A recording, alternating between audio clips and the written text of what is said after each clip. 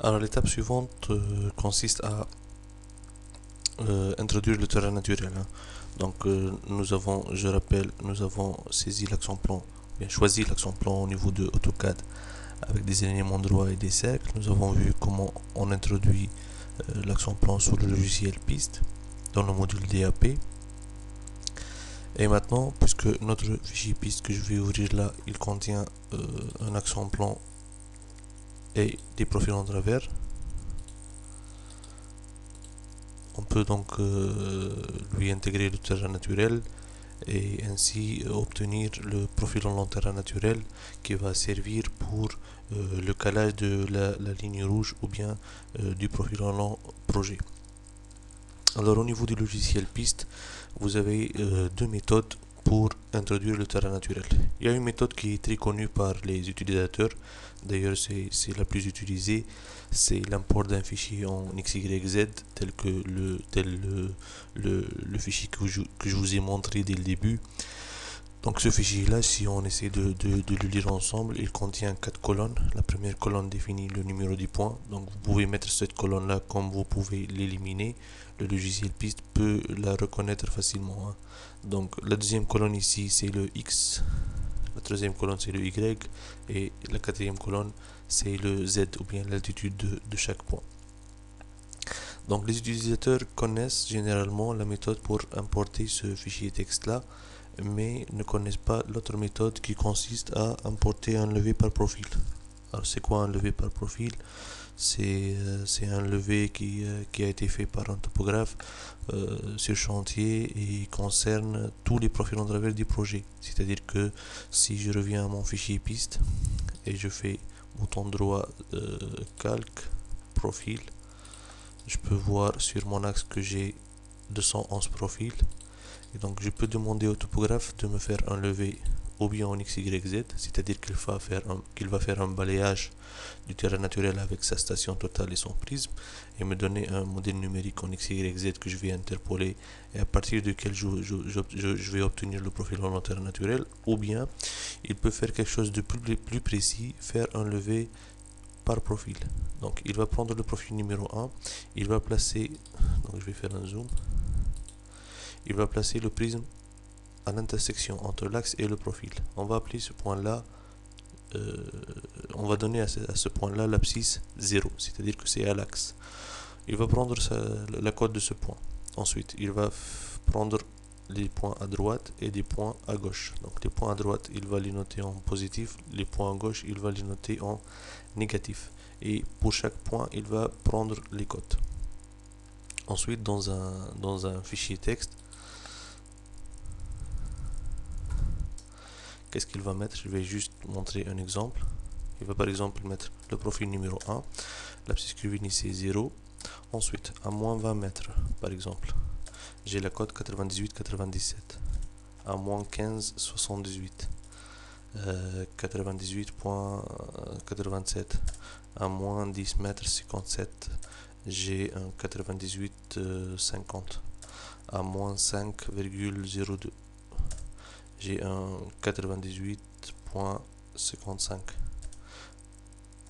Au niveau du point 0, c'est-à-dire au niveau de l'axe, j'ai 98.60. Plus 5.04, j'ai par exemple 98.55.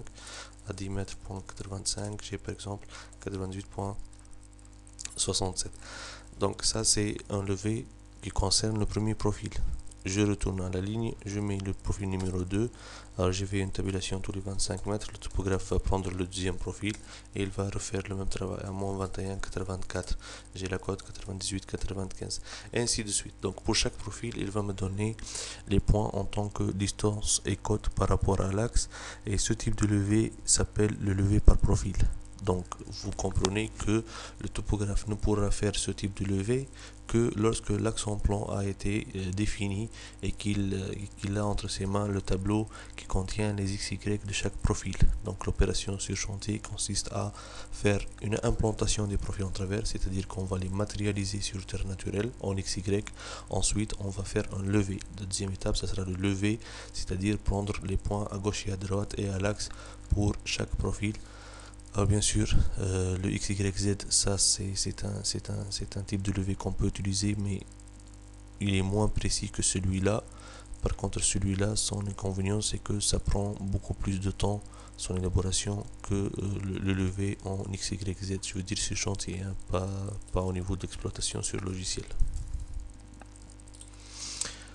Donc, j'essaierai de vous montrer des exemples d'import de levé par profil dans d'autres exemples ou bien dans une série d'astuces que je vais mettre à la fin de cette formation-là pour voir certaines commandes, certains chemins que l'on peut suivre dans certains cas et j'essaierai de les expliquer comme il faut.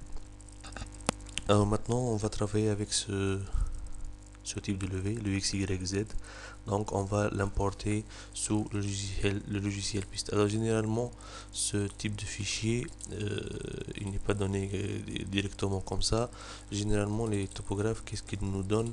Ils nous donnent des fichiers ou bien Excel ou bien TXT, parfois même sur AutoCAD. Alors bien sûr, si c'est sur AutoCAD, vous pouvez l'enregistrer en tant que DXF et l'importer sur piste. Et si c'est en fichier texte, vous devez bien regarder l'extension. Donc généralement sur Windows, vous n'avez pas tout de suite l'extension de tous les fichiers. Donc je vais vers panneau de configuration, option des dossiers, affichage. Je vais jusqu'à cette ligne là, masquer les extensions des fichiers dont le type est connu. Je vais pas la cocher, donc j'ai besoin des extensions des fichiers dont le type est connu. Donc si je masque ça, qu'est-ce que je vais avoir au niveau de mon fichier texte? J'ai pas l'extension, donc je peux pas la changer. Par contre, si j'élimine cette option, dans ce cas-là, je peux aller vers tn.txt, F2 ou bien renommer et changer le TXT en XYZ. Bien sûr, si c'est un fichier texte. Sinon, si c'est un fichier Excel par exemple, je ne peux pas changer le XLS directement en XYZ. Je dois enregistrer le fichier Excel en format texte avec séparateur tabulation. Je dis bien tabulation et pas autre chose. Ensuite, on change d'extension. Exemple, je vais ouvrir Excel. Je vais importer mon type de levée.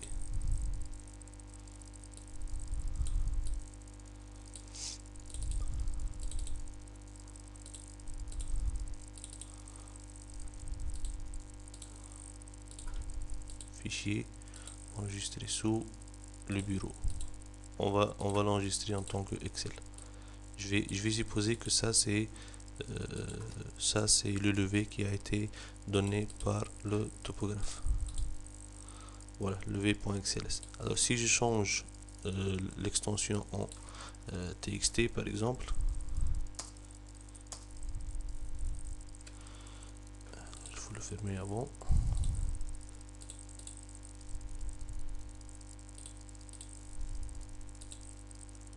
Et que je double-clique, j'ai un fichier qui est lisible parce que je viens de changer l'extension XLS en TXT. C'est ce qu'il fallait pas faire. Il fallait remettre l'extension XLS, ouvrir ceci avec Excel et puis enregistrer ça en format texte avec le séparateur tabulation. Le voilà, texte, séparateur tabulation. Si vous utilisez texte Unicode, ça ne sera pas accepté par le logiciel piste. Tâchez à utiliser ceci. Enregistrer.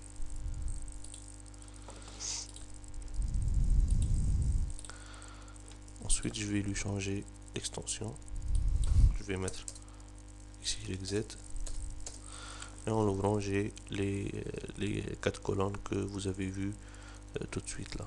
D'accord, donc il faut qu'il ait l'extension donc XYZ et que ce soit déjà un fichier texte qui contient 4 colonnes ou bien 3 colonnes seulement. En tout cas, il faut avoir le X, le Y et le Z. Alors revenons au niveau du logiciel piste. Je je vais fermer le fichier piste et je vais introduire le terrain naturel. Alors pour cela, nous avons dit que le modèle fond de plan, c'est le module qui va contenir le terrain naturel. Alors, où est-ce que vous voulez le placer? Je vais le mettre dans le même répertoire fichier de conception. Je vais l'appeler TN. Voulez-vous le créer? OK. Ici, je peux mettre la description que je veux. Je vais laisser seulement tn.sec. Et ensuite, dans cette zone graphique là, on va importer le terrain naturel. Alors en faisant fichier lire, on peut lire ou bien des fichiers DXF, donc le terrain naturel sur AutoCAD on l'enregistre en tant que DXF. Bien sûr, les entités doivent être des points, ou bien un fichier texte XYZ.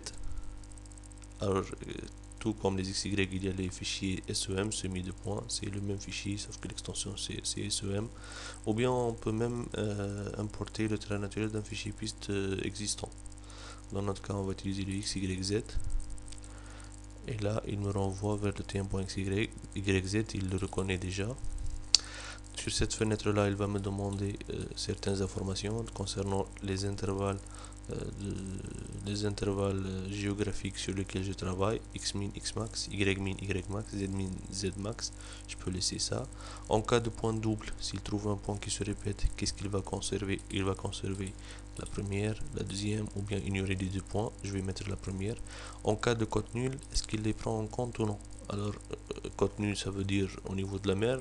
Bon, si votre projet il contient des codes nuls, donc par exemple une route qui peut traverser la mer, hein, vous pouvez adopter les codes nuls.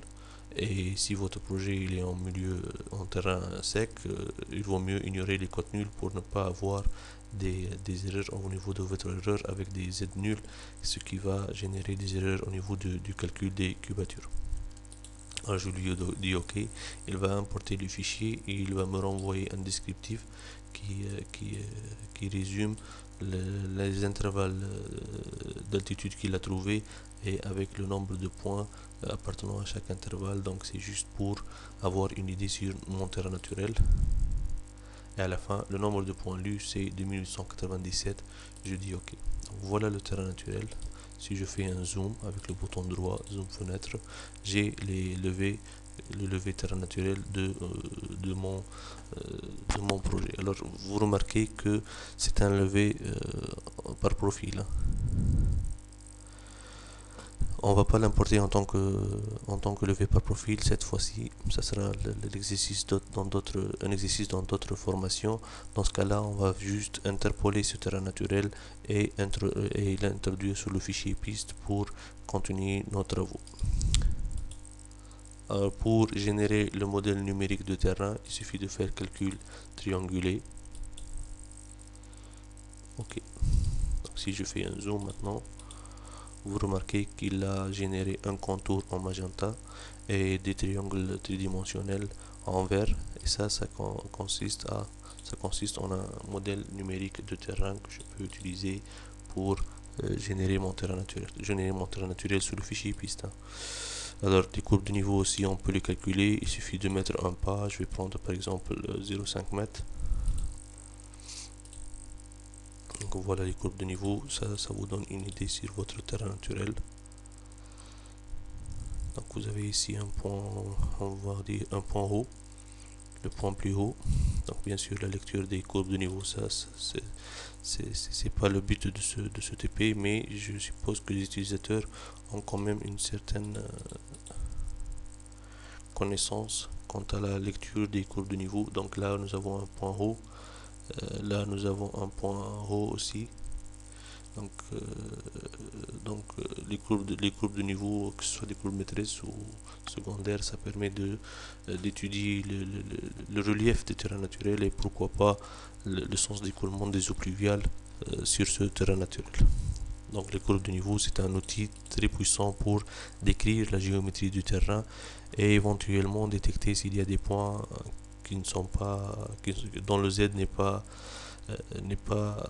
dans la plage de valeurs que nous souhaitons. Alors maintenant, pour introduire le terrain naturel sur mon fichier piste, il suffit de faire calcul interpolé. Donc il me demande quel est le fichier piste que vous voulez interpoler, LMGC. Et là, il me donne une autre fenêtre à partir de quelle abscisse jusqu'à quelle abscisse. C'est-à-dire que si j'ai deux terrains naturels, je peux interpoler mon fichier piste sur ces deux fichiers, sur ces deux terrains naturels, en précisant à chaque fois l'abscisse de début et de fin du tronçon que je vais interpoler. Alors dans mon cas, il y a un seul terrain naturel, je vais interpoler tout l'axe que j'ai saisi, le 4400 mètres, si vous vous rappelez. Alors, combien de mètres je vais prendre à gauche et à droite? Moi, je vous conseille de prendre le maximum. Donc, dans notre projet, c'est inférieur à 50 mètres. Je vais les laisser comme ça. Et puis, pour l'interpolation, combien il va prendre de points dans son profil en travers. Parfois, euh, lorsque le conducteur de travaux a beaucoup de points de terrain naturel sur ses profils en travers, ça gêne la lecture de son profil en travers courant. Moi, personnellement, je préfère mettre au maximum 10, bien sûr. Ça diminue la précision. Mais si vous voulez, on peut mettre 20. Pourquoi pas. Ok. Donc 211 profils sur 211 profils. Ah, j'ai oublié une chose, il faut faire un zoom to. Et lorsque vous faites calcul interpolé et vous donnez le fichier piste, normalement il doit apparaître sur le terrain naturel. Parce que je faisais un zoom ici, on ne le voyait pas. Donc dans ce cas-là, je suis sûr que mon axe en plan et les x, y, z sont dans le même système de coordonnées. Si jamais le terrain naturel ici et que je regarde l'axe en plan, il est là, il y a une faute. Ou bien vous avez saisi l'axe d'une manière fausse, ou bien vous avez déplacé le fond topographique, ce qu'il faut éviter à tout cas, en tout cas.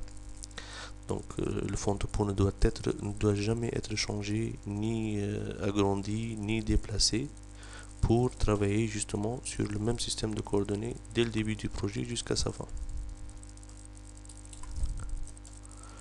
Je vais mettre OK, donc 211 profils sur 211 profils, et je fais OK.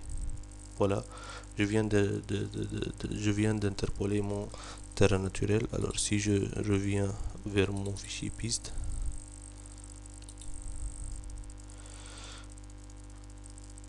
qu'est-ce qu'on voit ici? On voit le terrain naturel du projet en tant que profil en long. Donc ça c'est l'axe en plan, ça c'est le profil en long. Et si je veux voir les profils en travers, je clique sur profil en travers et je clique sur l'endroit où je veux visualiser mon profil en travers, par exemple ici. Donc ça c'est un profil en travers. Donc si je fais profil défilement, je pourrais donc regarder les profils en travers défiler sur mon écran, et c'est une méthode pour détecter les points dans le Z est faux, les accidents dans le terrain naturel. Donc je conseille tout utilisateur qui a fait une interpolation de son fichier piste sur le terrain naturel, sur le fichier sec, de faire un défilement de tous ces profils en travers pour voir si jamais il y a une faute au niveau du terrain naturel, ce qui peut être grave parfois. Par exemple, si mon terrain naturel, alors je fais échappe pour arrêter ça. Regardez le terrain naturel. Donc lorsque je place le curseur à peu près au même niveau, vous voyez à droite en bas S égale moins 2,149 et Z est égal 410,607. Donc au niveau de ce point là, je suis à moins 2 mètres 149 par rapport à l'axe. L'axe, bien sûr, c'est la ligne blanche interrompue que vous voyez au milieu de mon profil. Et le Z, c'est le Z du curseur. Donc le terrain naturel est à peu près à 410. Imaginons maintenant que le topographe s'est trompé, ou bien celui qui a fait la saisie du terrain naturel s'est trompé, et au lieu de mettre 410, il a mis 4100. Au lieu de 410, pardon, il a mis 4100. On aurait une différence de 1600 mètres. Ça fait une montagne. Et si vous faites passer votre profil en travers et vous calculez votre projet et qu'il détecte ça, il va mettre un déblai au niveau de cette zone, bien sûr. Et vous pouvez avoir, au lieu d'une quantité logique de 30 000 m3 par exemple, vous pouvez passer à 300 000 m3. Il faut faire attention à ça. Avant de faire votre calcul projet, avant de choisir même le profil en long, vous devez faire un défilement de tous vos profils en travers courant pour déceler d'éventuelles erreurs dans votre terrain naturel. Donc vous comprenez que nous avons, pour un projet piste, nous avons un seul profil en long terrain naturel, bien sûr c'est la projection de l'axe sur le terrain naturel, et nous avons n profils en travers. Terrain naturel, ça dépend de la distance partielle que vous avez choisie et ça dépend de la longueur totale de votre axe. Donc ça c'est concernant l'introduction du terrain naturel. J'ai pas encore parlé de récupération de la chaussée existante, mais si jamais vous avez besoin de matérialiser votre chaussée existante sur vos profils en travers, donc là je peux voir que ça c'est la chaussée existante, je peux faire éditer segment chaussée existante et je clique sur ce segment. Ensuite le segment juste à côté, je vais faire un zoom entre les deux. Il y a des petits segments que je vais remplir. Voilà.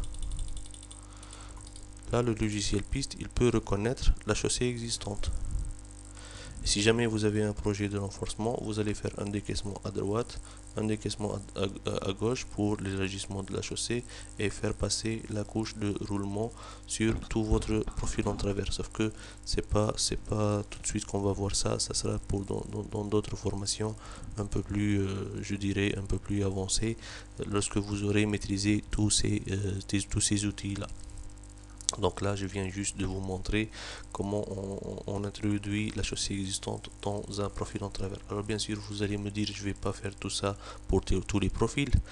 Bien sûr, au niveau au niveau d'un fichier XYZ, la seule méthode, c'est d'aller sur AutoCAD, de délimiter la chaussée existante avec une ligne en 3D. Ensuite, vous allez faire fichier lire au niveau du fichier sec. Fichier sec, comme je vous l'ai dit, je vais éliminer les triangles avant de pouvoir lire. Fichier lire, ce que je viens de faire, c'est tracer les triangles au niveau de tout le projet pour pouvoir lire de nouveaux fichiers. Si je mets les triangles, je peux plus faire fichier lire, donc je les éliminer. Fichier lire, comme je vous l'ai dit, il accepte les formats DXF. Donc au niveau de votre fichier AutoCAD, vous allez utiliser une ligne qui délimite toute la chaussée existante et vous allez l'exporter en fichier DXF. Ensuite vous allez la lire au niveau du fichier SEG et ainsi faire une interpolation avec cette chaussée existante, et on peut faire modification surface pour lui assigner les caractéristiques d'une chaussée existante. Donc c'est juste une introduction, ne vous en faites pas, on va le voir dans le détail dans des modules un peu plus avancés. Je ne veux pas tout vous donner là pour ne pas rentrer dans des détails qui ne servent pas pour le moment. Voilà, donc si je reviens sur mon fichier piste, j'ai un récapitulatif sur le nombre de profils, l'abscisse de débit, l'abscisse de fin. L'axe en plan est constitué par 36 éléments. Le profil en long il n'est pas encore défini. La tabulation, j'ai 211 profils. Le terrain naturel, 211 profils. Alors maintenant, si jamais votre terrain naturel il ne couvre pas la totalité de votre axe, il se peut, je dis bien il se peut que lors de l'interpolation du fichier piste sur le terrain naturel, il vous manque un profil.